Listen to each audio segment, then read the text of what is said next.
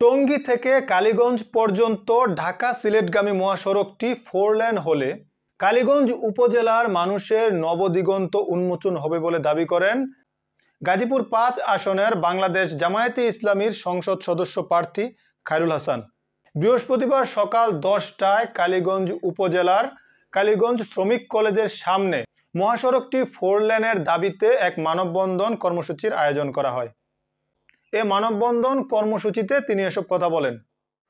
আমরা এই গাজীপুরের কালীগঞ্জ থানা ঢাকার অতি সন্নিকটে একটা থানা, যেখানে ৩০ থেকে ৪০ মিনিটে যাওয়া সম্ভব।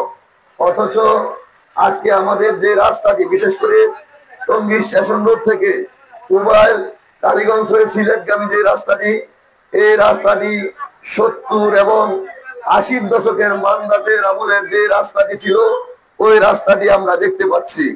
এই রাস্তাটি সরু হওয়ার কারণে, চিকন হওয়ার কারণে প্রতিনিয়তই রাস্তায় অসম্ভব যানজট লেগে যায় এবং সেখানে রাস্তায় ঘন্টার পর ঘন্টা লেগে যায়, বসে থাকতে হয়।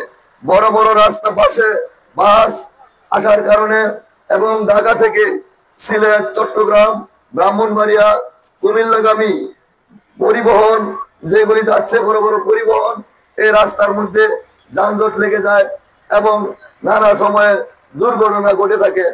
আমরা আজকে এই দাবি নিয়ে রাস্তায় নেমেছি। আমরা বর্তমান অন্তর্বর্তীকালীন সরকারকে আহ্বান জানাচ্ছি যে গুরুত্বপূর্ণ এই রাস্তাটিকে অতি গুরুত্ব দিয়ে, জনগুরুত্বপূর্ণ মনে করে সরকার, অন্তর্বর্তীকালীন সরকার 4 লেন করার জন্য প্রয়োজনীয় উদ্যোগ গ্রহণ করবেন।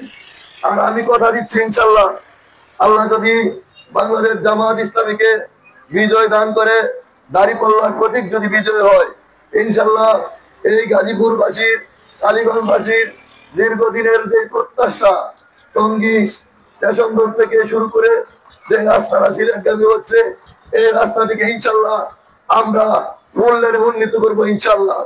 এ সময় বক্তব্য রাখেন কালীগঞ্জ উপজেলা জামায়াতের আমির আফতাবউদ্দিন, গাজীপুর জেলা আইন বিষয়ক সম্পাদক মোখলেসুর রহমান সহ অন্যান্য নেতাকর্মীরা।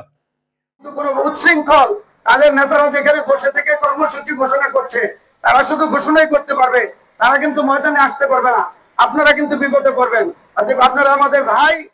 পরে মানববন্ধন শেষ করে গাজীপুর ৫ আসনের সংসদ সদস্য প্রার্থী উপজেলার ব্যাংকের মোড় সহ অন্যান্য এলাকায় দাঁড়িপাল্লার পক্ষে ভোট চান।